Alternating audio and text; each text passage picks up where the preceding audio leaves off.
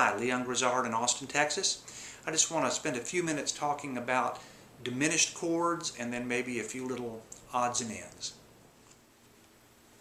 We've used diminished chords in a kind of a variety of contexts, and I just want to talk about it, put it all in one place, and maybe add a couple of things to it. Diminished chords are built by stacking up minor thirds. If you start on a G note, play a minor third up, you get B flat, minor third up from that is C sharp, minor third up from that is E, minor third from that E, you're back to the G, and so you can't go any higher than those four notes. The notes start repeating. That also means that if you build diminished chords on any three consecutive half steps, you will have used all 12 notes of the chromatic scale, and so there are only three diminished chords in all of musicdom. They have different names, such as D flat is the same as C sharp, but the pitches are going to be the same. The main way that you're going to encounter a diminished chord in Western swing is this move going from the would be in the key of G, from the 4 chord C in the key of G, then to 4 sharp diminished before going back to the 1 chord with the 5th of that chord, D in this case, the 5th of the G chord. And so the typical move would be,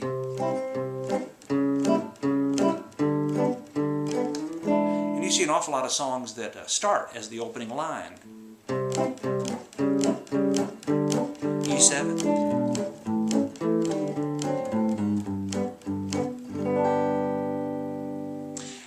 And so that's using it as a passing chord. The other passing chord you see a lot using diminished chords in Western swing is going from the 1 chord to the 1 sharp diminished chord, 2 minor 7th, 5 7, and back to 1. And you use that as a vamp.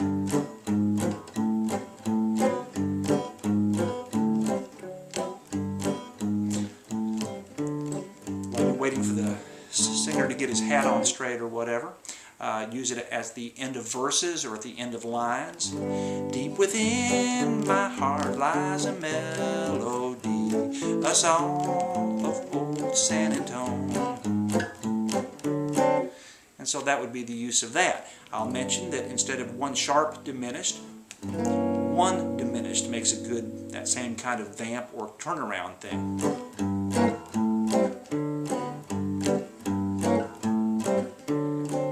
You don't see that one as often.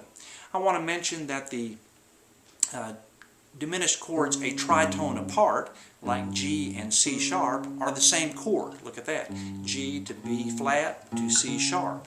And so just depending on where you were, if you were playing a C chord here, you may want to use C sharp diminished, calling it that because that's the lowest note. If you were playing that chord down there in a blues tune, there's a C 7th chord. You could play that G diminished there if you wanted to just kind of maintain your place of having that G in the root. Another specific place that you see the diminished chord in Western swing, a must-know move, is as on the verse with the stops in Milk Cow Blues. I tried everything, baby, to get along with you, and now I'm going to tell you just what I'm going to do. I'm going to stop my crying, going to leave you alone. If you don't think I'm leaving, you can count the days I'm gone. 'Cause you won't see my sweet face no more. And what that move is G diminished, then walk up from F to G. It's kind of a must-know thing for the Western swing guitar player. I'm going to add one more specific thing about diminished chords that is used either as a part of a verse or as an ending of a verse, and then I'm going to show you a sort of related ending line as well. A very common move in Western swing and in fiddle accompaniment, Texas-style fiddle accompaniment, is to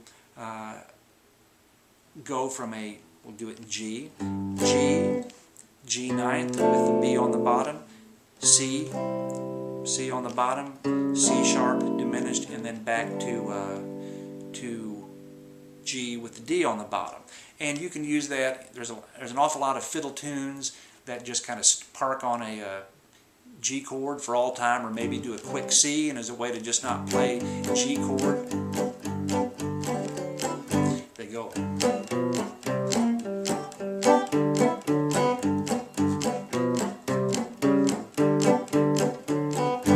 Like that. I use that on Ida Red, for example. Light the fire, fire in the grate, clock on the mantel said it's getting late, curtains on the windows snowy white, the parlor is pleasant on Sunday night. And you can use that as a end of a verse, or as a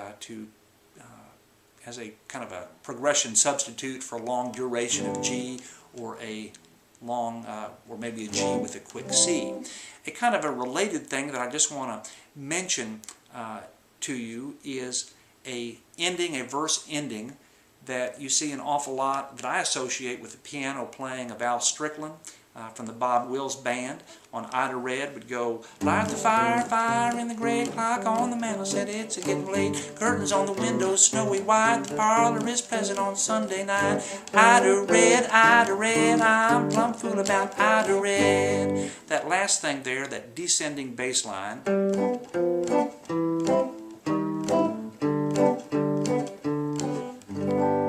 is a G, G7th with F on the bottom, C with E on the bottom, C minor with E flat on the bottom, and then you can play that if you were starting up here on a D chord, for example. You could go D,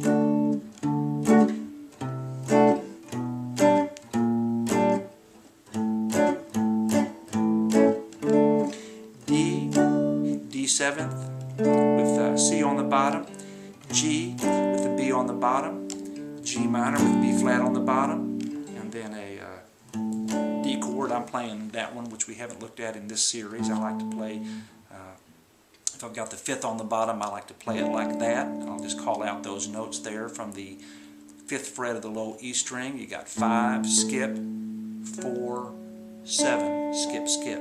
5, skip, 4, 7, skip, skip. A7th, D. Ida Red, I'm plumb fool about Ida Red. And there you have it, friends.